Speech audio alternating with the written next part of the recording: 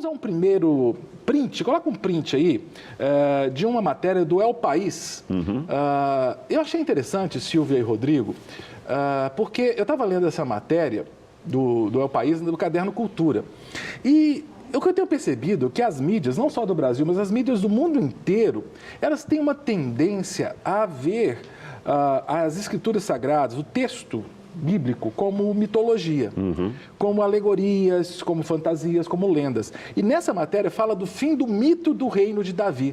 Está dizendo ali de construções lá em Jerusalém que ampliam a área de Jerusalém, dizendo que eles usam a expressão de que o reino de Davi foi uma fantasia, um mito, como se não houvesse isso. Com certeza, você tem conhecimento em loco, eu já vi filmagens suas lá em Israel, em Jerusalém. Como é que é essa questão ali? Como é que o israelense vê essa questão de Davi? Eles entendem que Davi foi um personagem histórico ou não? É lenda? Como é que é isso? Bom, na verdade, falar do israelense ou do judeu de modo geral já é um pouco complicado, porque desde os tempos bíblicos o judaísmo não é um grupo monolítico. Há vários setores. Você sabe que hoje no mundo existem cerca de 14 milhões de judeus. Sabe quantos tipos de judaísmo existem? 14 milhões. Cada judeu. Então, o que acontece? Você tem o judeu ultra-ortodoxo, que tem uma ideia literalista da Bíblia, tem o judeu da Cabala, que tem uma ideia da Bíblia até voltada para o misticismo, para o espiritismo, e tem o israelense secularizado, que acredita que tudo é um mito, que não aconteceu nada daquilo, tem o acadêmico que acredita, ou seja, tem variadas formas.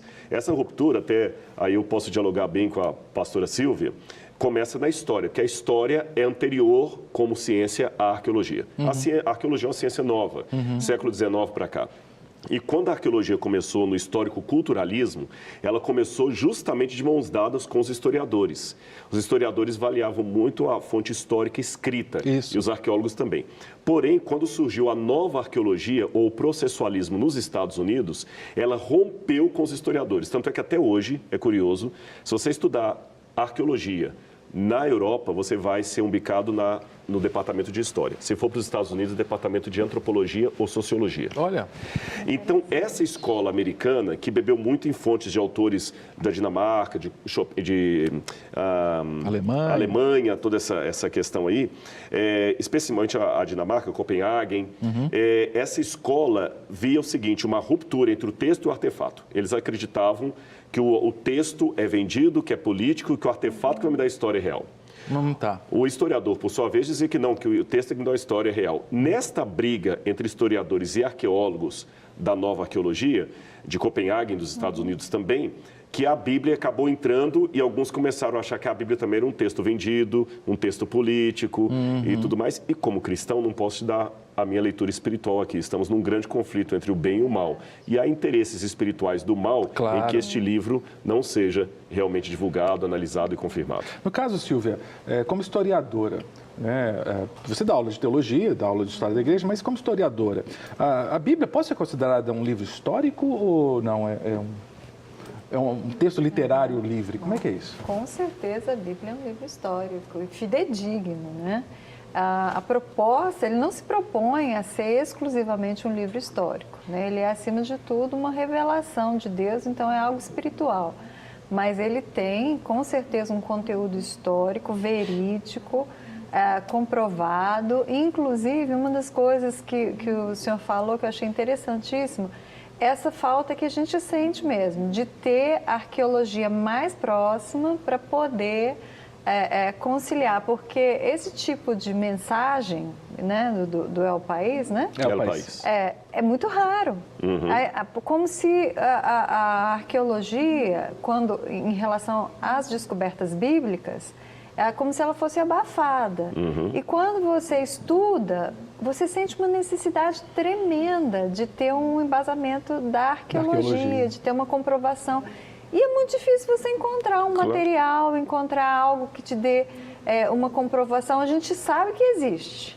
Só que, às vezes, meus alunos falam assim comigo, professora, passa as fontes. Eu falo, quem dera eu tivesse as fontes. Ó, tem uma fonte aqui. Eu queria ter a fonte. Eu tenho uma fonte aqui. Eu tô olhando eu vou mostrar para quem aqui? Para dois, para um aqui? Me fala no ponto aqui, ó. Vou mostrar para a Jéssica aqui. Olha, deixa eu ver aqui, ó. Aqui, ó. Mas dá para o Fininho. Fininho quer parar. Fininho.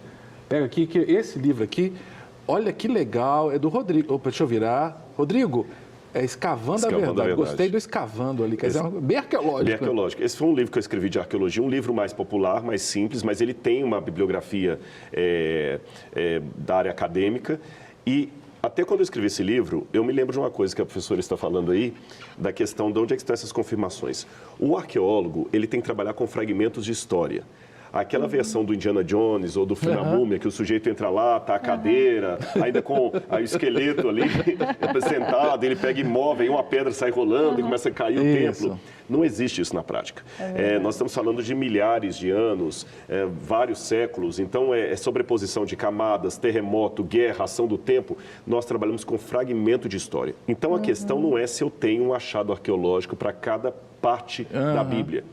A questão é, o pouco que se achou, confirma aquela história ou desmente? Porque se eu for olhar a rigor, nós não temos nenhuma comprovação arqueológica da presença de Alexandre o Grande na Índia. Interessante. É verdade. As biografias mais antigas de Alexandre o Grande são datadas de 300 anos depois da morte dele. Pitágoras, nós não temos nenhuma comprovação histórica ou arqueológica da existência de Pitágoras.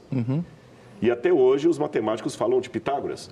Então, quer dizer... Não tem nenhum rascunho do teorema nada, lá? Não tem nada. Pelo contrário, nós temos os egípcios usando o teorema de Pitágoras, pelo menos por volta de 1500 a.C.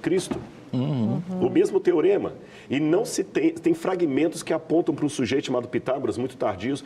Não temos nenhuma evidência histórica da existência de Pitágoras, de Sócrates, de Platão. Não temos nenhuma comprovação assim, bateu, a arqueologia achou. Agora, ninguém duvida da existência dele, mas Jesus duvida. Então, nós temos realmente fragmentos de história. Mas não é só para a arqueologia bíblica. Se eu trabalhar com a arqueologia da Grécia, a arqueologia romana, a arqueologia egípcia, também são fragmentos em relação ao que eles produziram. Silvio, Rodrigo, a gente tem algumas perguntas. Coloca na tela, produção, a primeira pergunta aí, para a gente aproveitar aqui, historiador, arqueólogo, né? Coloca na tela a primeira pergunta. Tá. Silvio, eu vou jogar para o Rodrigo essa aqui. Com certeza. Porque isso tem incomodado muitas pessoas, Rodrigo. Já temos visto até fotos aéreas. Há evidências arqueológicas da Arca de Noé. Dizem que lá no Monte Ararat tem lá fragmentos e tudo. A gente não sabe se isso é mito, se é verdade. Você que é arqueólogo, você é da área, né? Tem alguma evidência ou não? Não, na verdade, e por coincidência, eu cheguei da Turquia segunda-feira. Que legal. E eu estava conversando isso com o pessoal turco lá no domingo, quer dizer, agora recente, né? Porque o Ararat fica na Turquia, por isso que eu mencionei a Turquia. Eu cataloguei, até pouco tempo atrás, 48 supostos achados da Arca de Noé. E posso dizer que 100% desses aí são falsos ou inconclusos. Por exemplo, André Parrot descobriu um pedaço de madeira lá na coisa e falou, madeira da arca. Não tem nada a ver isso aí. Seria uma coisa de eu falar do pastor Márcio Valadão e eu encontrar aqui uma caneta aqui no estúdio e falar assim, essa caneta foi do pastor Márcio. Gente, uma caneta. Daí a prova que o pastor Márcio teve aqui, porque tem uma caneta que foi dele, mas tem o nome dele na caneta, não tem esse pedaço de madeira. E foi datado depois por carbono 14, que era madeira da Idade Média. Tá certo? Teve o Ron Wyatt, que disse que encontrou a arca fossilizada. Isso tudo é mito. Tanto é que em inglês eles têm até uma piadinha que tem archaeology, de arqueologia, e ark, com K de arca, archaeology, fazer um trocadilho. Nós temos, sim, muitas evidências de um dilúvio global. Se você conversar com um geólogo, mesmo um geólogo que não acredita na Bíblia, ele vai dar aspectos para você que indicam que o mundo um dia foi completamente inundado por água, por tsunamis, por violência. Os próprios dinossauros morreram numa catástrofe de um impacto de um meteoro que causou uma catástrofe mundial. Você tem, aqui em Minas Gerais, você tem fósseis de conchas. Minas Gerais já esteve debaixo do mar, a Gruta da Lapinha debaixo d'água. Exatamente. Então, eu não tenho uma prova da Arca de Noé lá, mas eu tenho muitas evidências de um dilúvio global, como a Bíblia apresenta que aconteceu. Eu sempre brinco com os meus alunos, eles falam, professora, tem provas científicas do dilúvio? Eu falei, do dilúvio não, mas tem de uma hecatombe hidráulica. Isso tem, né? Claro. É que muita gente, muitos cientistas aceitam que o mundo passou por uma hecatombe hidráulica, mas não pode falar a palavra dilúvio. Né? Você esquece a palavra dilúvio. Então, é interessante. Esse semestre eu vou ministrar de novo o panorama do Velho Testamento. E com certeza eu vou indicar esse livro. Então esse aí já é o seu, Como viu? uma ferramenta. Esse aí é o seu. Ô, Rodrigo, mas é pro apresentador que traz presente. Pois é, mas vai ser que A gente é casado. a gente abençoa a esposa e Agora, esse é o seu, viu? essa Glória questão a Deus. é interessante, por exemplo, do dilúvio, né? Da Arca de Noé. Eu lembro quando eu fiz história, isso foi foi 1981. Na aula de história antiga, falavam da epopeia de Gilgamesh, ou Gilgamesh. Eu achava legal aquele negócio, e falava daquele negócio da Babilônia, e falava de um evento planetário de chuva torrencial. E é engraçado que os historiadores aceitam a epopeia de Gilgamesh ou Gilgamesh, mas existem ao dilúvio, né? O curioso é o seguinte, às vezes alguns céticos são como passarinho, você dá tiro num galho e eles pulam para o outro. Antes da descoberta desses tabletes, aí não só o Gilgamesh, você tem o épico do Atrahasis, o Utnapishtim, todos contam versões do dilúvio, inclusive um agora, recentemente, há 2 meses, foi traduzido um novo tablete que estava no porão do Museu Britânico e que encontraram, inclusive, a palavra Sar em acadiano ali no tablete, que diz que os animais entravam na arca de par em par. Olha só. Isso é inédito. Fantástico. Até o achado desses tabletes diziam que a história do dilúvio era uma invenção do autor bíblico. Quando a arqueologia mostrou isso, que é uma história que se espalhou por todo lado, agora eles mudaram. Não é uma invenção bíblica, mas a Bíblia plagiou. Exatamente. E não faz sentido dizer que a Bíblia plagiou, porque quando você compara os mitos da antiguidade e procura estabelecer a relação entre eles, geralmente o que plagia é mais complexo e mais detalhado do que o original. E a Bíblia, ela é tremendamente mais simplificada que os originais. A impressão que passa está em 2 hipóteses. Letra A, que Moisés, o autor do Gênesis, nunca entrou em contato com esse material e que a semelhança entre os dois é apenas porque eles estão falando do mesmo evento histórico. Por exemplo, eu posso falar aqui, contar a história já que você falou do Galo, posso falar a história do Reinaldo, que era jogador do Atlético. E aí, vamos supor que eu menciono o Reinaldo no programa Evidências. E por coincidência aqui na TV Super, a Rede Super, você também fale do Reinaldo. Quem copiou quem? Ninguém. É porque nós dois estamos referência. Então, pode ser que Moisés nunca teve contato com isso, ele apenas teve uma revelação de Deus, de coisa que realmente aconteceu. E letra B, que Moisés talvez até tenha tido algum contato com esse material, mas ele escreveu para corrigi-los e não para plagiá-los. Interessante falar de Moisés, porque o pessoal confunde, né, Silvia? Assim, e a Arca de Moisés, né? Fala da Arca de Moisés. Mas tem uma Arca de Moisés, assim, a Arca da Aliança. Alguns dizem, Rodrigo, que a Arca da Aliança está lá no Monte do Templo, lá debaixo do Domo da Rocha, não é isso? Isso, o Domo da Rocha. Tem algum estudo arqueológico sobre isso? Não temos porque, inclusive um dos projetos, eu sou professor também do Moriah Center, que é um instituto ligado com a Universidade Hebraica de Israel. E nós sempre em novembro temos o curso de arqueologia lá e nós inclusive, levamos alunos para escavarem restos do Templo Monte. Mas onde a gente escava as coisas do Templo Monte? Fora do Templo Monte, porque ali é proibido escavar. Se você escava ali, até a Unesco considerou aquela área dos muçulmanos, você vai proclamar a Terceira Guerra Mundial. Então, os muçulmanos fizeram uma própria estrutura clandestina ali, tiraram muito monturo de terra e jogaram num outro lugar, lá perto da Universidade Hebraica. Entendi. Então, a gente vai lá e peneira, pega os restos. e pega e acha coisas. Mas escavar ali não pode. Agora, a arca, ela desaparece no período em que Babilônia invade Jerusalém, 606 a.C. Então, como a arca desaparece ali, nós não sabemos o indício dela. Existem tradições judaicas que dizem que mãos piedosas, possivelmente Jeremias estivesse entre eles, guardaram a arca em algum lugar. Considerando que era um objeto sagrado, ela não deve ter afastado muito de Jerusalém. Na minha opinião, mas opinião agora não comprovada, a Arca da Aliança está em algum lugar ali embaixo, que é um queijo suíço aqui, ele não foi explorado, embaixo do Domo da Rocha. Mas isso eu posso dizer como hipótese. Não é uma coisa que eu fui lá que escavei, que é impossível escavar. Vocês viram a filmagem de uma rocha do Muro das Lamentações caindo? Sim, foi um pedaço de pedra. Depois de 2 salta do muro. Exatamente, ele caiu, mas não feriu ninguém. Graças a Deus não teve nenhum problema. Vocês acham que essa questão dos 70 anos, inclusive essa semana agora, dia 7 e 8, aqui na Lagoinha, a gente vai ter um evento de comemoração. Mas você acha que isso é só uma data, Silvia, assim? Ou tem algum valor simbólico e espiritual? A volta de Israel para o seu estado, lá em 48? Bom, tudo isso depende da tua posição escatológica. É verdade. Né? Uhum. Eu, para mim, pessoalmente, né, eu creio que nada é coincidência. Eu creio que Israel é mesmo o relógio de Deus, eu pessoalmente creio, e creio que todos os eventos mundiais estão condicionados a ela. E tudo que acontece ali interfere na história da humanidade toda, sempre. Desde Abraão, desde a chamada de Abraão, Israel foi chamada para atrair a atenção de toda a terra e ela continua atraindo até hoje. É o ponto central, eu creio. Conversar escatologia com o Rodrigo, que é adventista, deve ser tranquilo, porque vocês transitam bem nessa área. Mas eu fico assim, tranquilo, porque o que a pastora falou é verdade. Nós temos duas linhas hoje, não só adventistas e evangélicos. Mesmo na linha evangélica existe uma divisão. Existem alguns que, como ela bem colocou aí, eu só falei isso mesmo, né?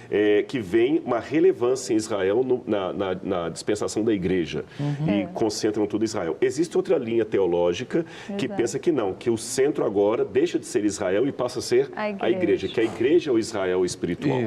E aí, no caso, Deus tem um plano para os judeus de salvação, de evangelismo, mas agora ele concentrou na igreja de Cristo. Aí tem aquelas leituras de Paulo em Romanos que vão diferenciar. Israel, né? Israel, e nós somos os enxertados e tudo mais. Eu acredito assim, eu realmente tenho uma posição mais eclesiocêntrica do que a dispensacionalista. A própria Igreja Batista no passado, os luteranos também eram mais, depois do dispensacionalismo de Hal Lindsey que veio essa linha.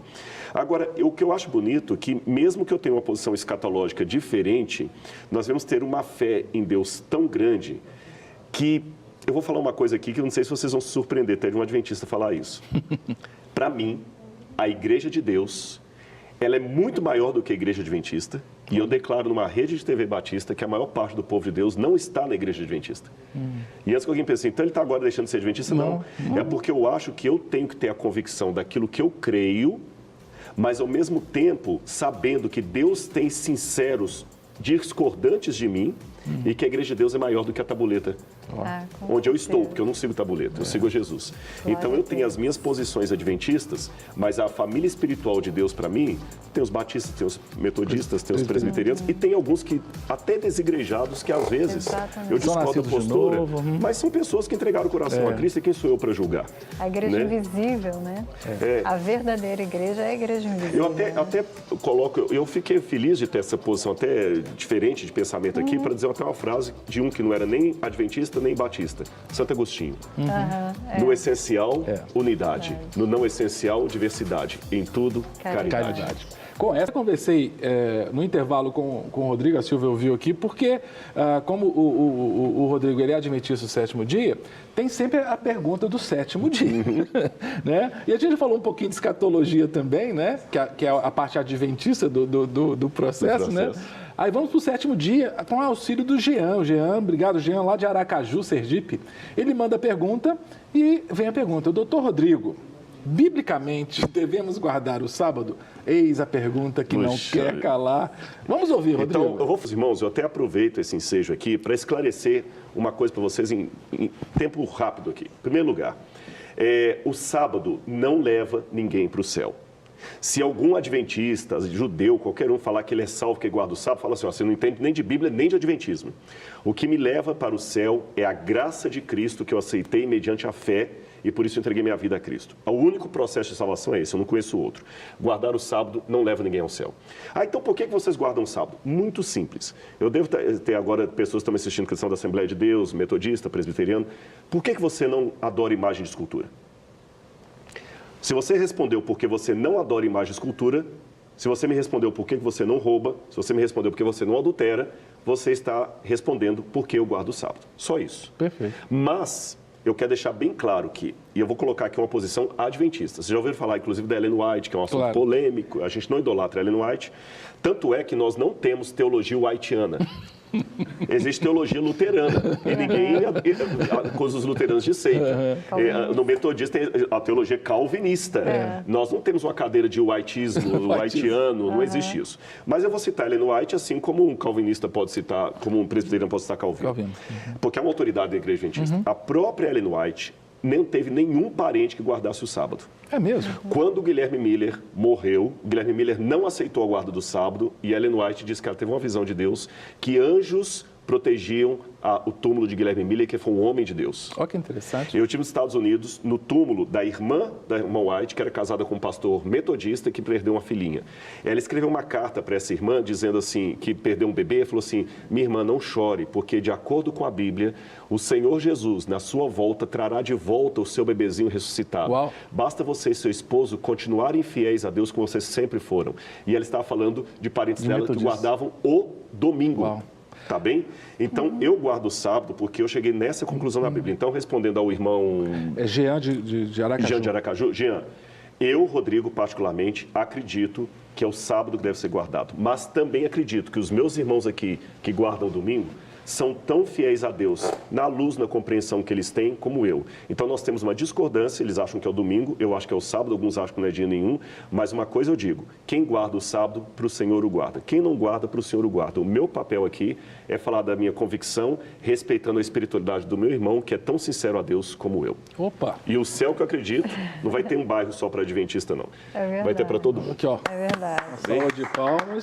Você citou Romanos, é bem interessante. Você citou Romanos, você citou o Novo Testamento. Claro. Dessa perspectiva de que quem faz para o Senhor. Não é? E a gente tem que ter um respeito muito grande, e eu tenho um respeito por todo aquele que é sabatista, usando um termo que é clássico, né? Porque demonstra fé. Eu tive alunos na universidade, nós também somos professores universitários, Rodrigo, e é interessante porque, por exemplo, a gente tinha aula sexta-feira à noite, né? E esses alunos se matriculavam e vinham conversar. Professor, o que eu faço? Eu falo, querido, é uma decisão sua e a sua fé. Eu não posso te dar presença se você não está presente. Mas eles conseguiam cumprir o curso, sabe? Se esforçavam na carga horária tranquilamente. E eu admirava. Né? E você citou o Decálogo, os 10 Mandamentos. É uma discussão interessante. É uma questão interessante. É, muito interessante. Porque se você pega lá os 10 Mandamentos, então você tira um. A única questão que a gente coloca, mas eu digo isso com muito respeito, é que a teologia evangélica convencional diz que a lei foi abolida na cruz. Mas quando nós perguntamos a todos os evangélicos se ele guarda o primeiro mandamento, ele guarda o segundo, o terceiro, o quinto, o sexto, o sétimo, todos estão válidos no Novo Testamento, só o sábado que caiu. Então, para ser coerente, eu deveria dizer que foi o sábado que foi abolido e não a lei, porque 9 ainda estão em vigor. Mas, como eu disse, essa é uma questão que eu coloco aqui porque me foi perguntado. Então, eu estou aproveitando a oportunidade sem ser oportunista. E quero aproveitar e fazer um agradecimento aqui, sem nenhuma demagogia. Porque, às vezes, eu lido muito com ateus. Tem um outro livro meu aqui que é para ateus. É esse aqui? O Ceticismo da Fé. Deixa eu mostrar aqui para o... que esse, inclusive, eu trouxe para dar para o pastor Márcio Valadão. Viu? Pastor... Que é uma pessoa que eu admiro muito. E eu já tive a oportunidade de jantar uma vez com ele, aqui, o Cid Moreira, a esposa dele, lá ele que trouxe o Evidências para a TV. Foi ele. Mas esse título seu, ele é uma provocação? Provocação. Ceticismo da Fé. Exatamente, porque esse livro eu não escrevi na linguagem igrejeira. Eu escrevi esse livro para atingir o que gosta de assistir o Pondé no YouTube, que gosta de ler Karl Marx, que gosta de ler Nietzsche, a Kafka. Eu mostrei a partir de Diderot, de Descartes, como é que o mesmo pensamento desses autores, no meu ceticismo, me leva a crer. Vou falar uma coisa polêmica e paradoxal. Eu sou um crente porque eu duvido. Interessante. E disto posto, eu às vezes sou mais respeitado por alguns ateus do que por alguns evangélicos. Quando você for no Jô Soares, por exemplo... É triste, porque é seita, entendeu? Eu senti o Jô Soares assim, impactado com o que você falava. Ele balançou mesmo? Foi impactado pelo Espírito Santo. Não é? Porque esse livro aqui tem poder. Aleluia. É verdade. Eu ainda acredito nisso. E, para honra e glória de Deus, foram 3 entrevistas no Jô Soares. Num ano me convidaram, deram um bloco. 2 anos depois me convidaram de novo, deram 2 blocos. No 3º ano convidaram, deram 2 blocos. Olha só. E depois convidaram uma 4ª vez, mas eu estava morando nos Estados Unidos nesse tempo e não pude ir na 4ª vez. E eu soube depois eu soube que tinha gente que até pagava para ser entrevistado pelo Jô Soares. E as 2 outras entrevistas foi ele que colocou. Então eu louvo a Deus por essas portas, seja do Jô Soares, seja de vocês. Aí só complementando o meu agradecimento que eu falei, porque às vezes eu me sinto mais respeitado por um ateu do que por um evangélico, que me acha seita, leproso. E hoje não.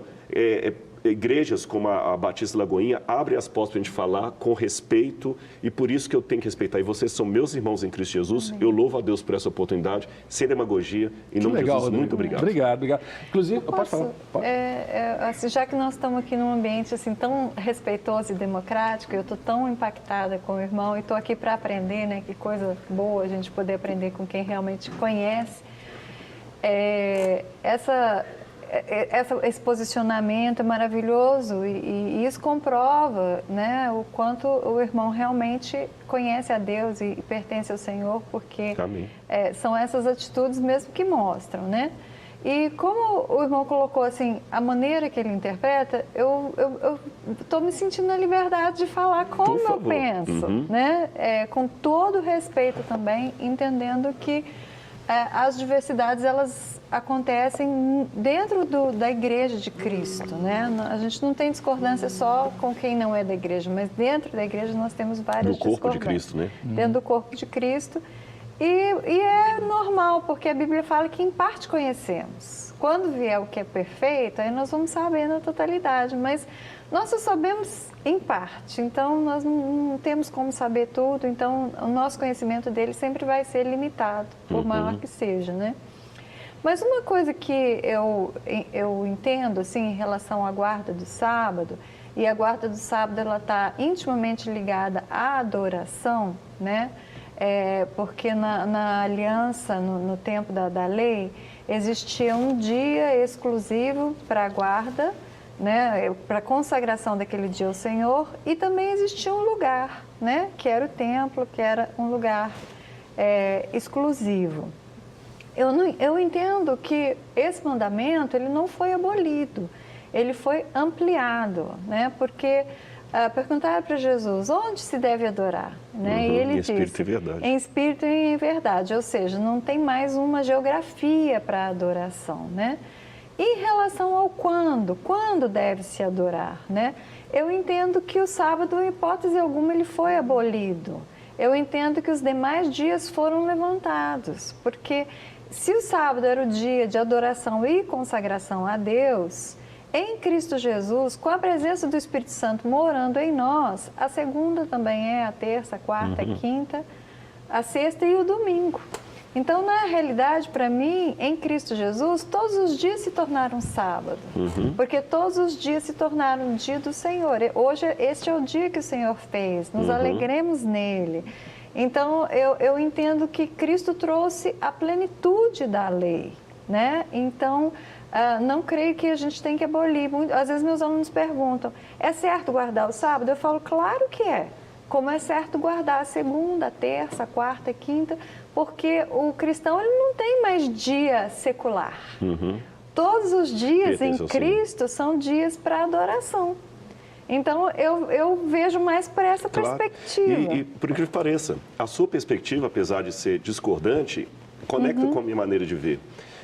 Porque, e aqui eu vou falar uma coisa que até mesmo alguns adventistas não interpretam isso de maneira como eu acho que deveria. Na minha opinião, todos os dias realmente são de Deus. O que é o sábado para mim? O sábado para mim, se me permite uma comparação, vocês são casados. Eu vou perguntar para ela para não te deixar em famoso aniversário do casamento de vocês. Acho que é melhor você perguntar para ele. Dois historiadores. Maria, você sabe, pelo amor de Deus. Não, mas eu sei, é 7 de novembro. 7 de novembro. Ufa! Vamos colocar da seguinte maneira. Vocês não se amam só no dia 7 de novembro. Claro que não. Vocês se amam todos os dias.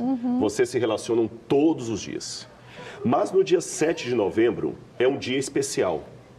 Por que o 7 de novembro é um dia especial? Porque vocês se amam tanto nos 364 dias restantes do ano, que quando chega o 7 de novembro, vocês têm um momento para celebrar, para comemorar. Não um dia para lamentar, um dia para comemorar. Sim. Na minha visão, pegando um viés da sua ótica para tentar harmonizar as duas visões, o sábado é uma comemoração do casamento que eu tenho com Cristo nos outros 6 dias da semana. Eu me relaciono com ele no domingo, segunda, terça, quarta, quinta e sexta. Quando chega no sábado, eu celebro como no 7 de novembro vocês celebram. E assim como no 7 de novembro é um dia que você tem uma situação especial, talvez vocês vão jantar fora, chamar os amigos, fazer bodas, aquela coisa, no sábado também é uma celebração especial. Porém, na minha teologia, todos os dias são dias do Senhor.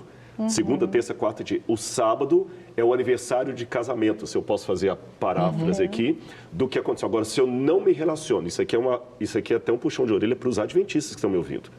Se eu não me relaciono com Jesus, domingo, segunda, terça, quarta, quinta e sexta, no sábado eu não tenho que comemorar. Eu posso até guardar o sábado, mas aí não vai ser como fruto da minha relação com Jesus, não é legalismo.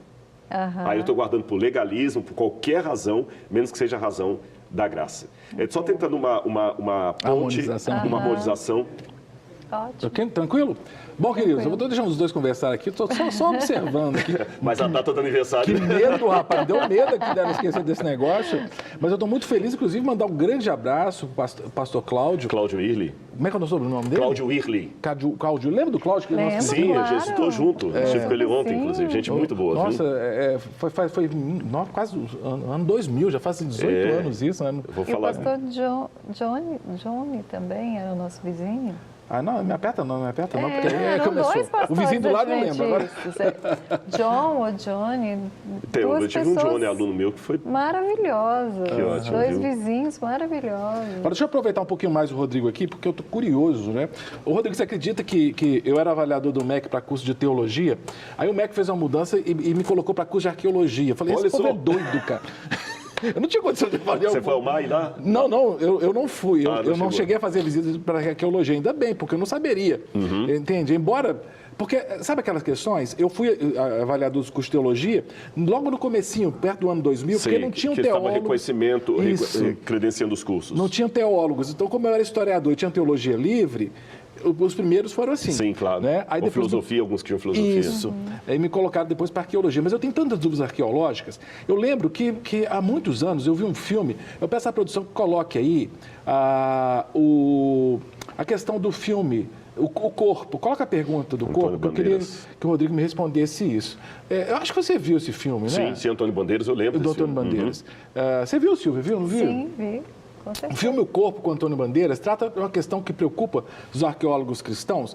Só para dizer, como o filme é antigo, não vou ficar dando spoiler daqui. É a história de um padre, que é o Antônio Bandeiras, que também é arqueólogo e investigador. Investigador do Vaticano. E do Vaticano. A história é que eles encontraram a tumba, encontraram o corpo de Cristo e o Vaticano mandou lá para tentar abafar a coisa. Isso incomoda você, são arqueólogos cristãos, de achar o corpo de Cristo? Não incomoda. Agora eu vou falar uma coisa aqui, mas agora eu tenho que tomar muito cuidado em responder. Foi mais fácil responder a questão do sábado do que isso aqui.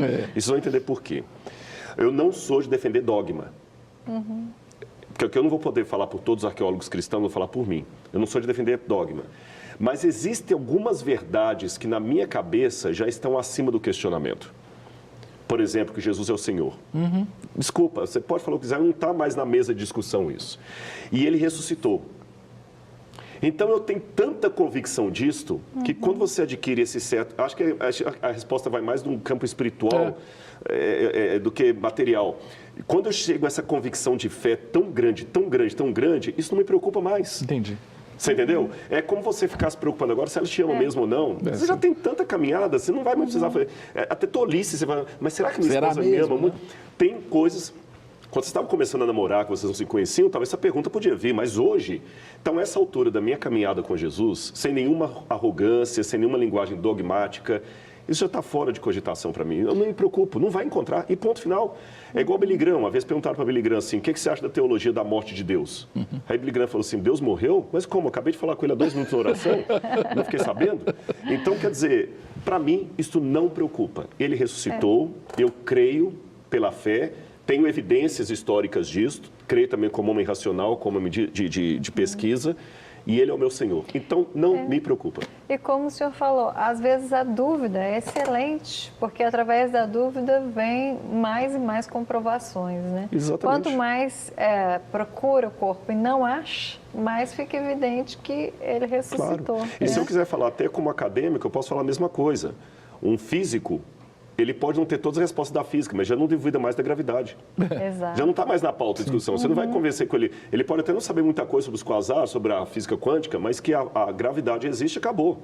Para mim, a ressurreição é histórica, real e acabou. Agora, e a crucificação? Coloca aí, por favor, aquele print do El País também, que fala assim que registros arqueológicos são poucos de pessoas crucificadas. Né? Tá falando, a arqueologia identificou apenas 2 corpos de pessoas que sofreram este tormento na antiguidade. Olha, achou 2 corpos, porque o de Cristo não vai achar. Não vai achar mesmo. Na verdade, eu só conheço um. Esse relato agora é bem mais recente. O único que eu conheço mais clássico na história foi encontrado em 1967, depois da Guerra dos 6 Dias, num bairro de Jerusalém chamado Givat HaMivtar. Seria... Givat HaMivtar seria colina da fronteira, alguma coisa assim. Eles encontraram um ossário, uma caixa de ossos, de um túmulo judeu, e o calcanhar tinha um cravo atravessado no calcanhar. Tá certo? Parece que alguém foi crucificado e foi retirado da cruz e sepultado. Foi o único caso, porque os crucificados não tinham direito a um sepultamento digno. O corpo deles era lançado numa piscina de areia chamada Putenescum. Eu sei que o nome em latim lembra um calão em português, mas o sentido daquela palavra em português que muita gente está pensando é justamente essa, apodrecer, putrefazer. Então, Jesus é o único caso excepcional, aliás, Jesus é um dos poucos casos excepcionais na história de um crucificado que teve direito a um sepultamento pela intervenção de José de Arimateia e a ação do Espírito Santo. E o segundo é esse que estava nesse caixão, o nome dele aparece na tampa desse ossário de pedra, Yohanan ben Hagakol. Então, são os 2 casos. Existe um terceiro que agora estão divulgando aí, mas eu ainda não vi os dados científicos desses. Historicamente, não há mais negativa, né, Silvia, de que Jesus Cristo de Nazaré existiu, né? Historicamente, não. Eu sempre falo, Jesus é o homem mais documentado de toda a história, de várias fontes, as fontes mais variadas possíveis, né? Então, em termos de historiografia, não tem como questionar o Jesus histórico, é impossível, né? O homem mais documentado de toda a Terra. Não quer ficar um segundo por fora da nossa programação? Agora você pode nos acompanhar através das plataformas digitais. Não perca tempo, acesse, curta e siga-nos. Fique por dentro de tudo o que acontece por aqui. Rede Super, inspirando você.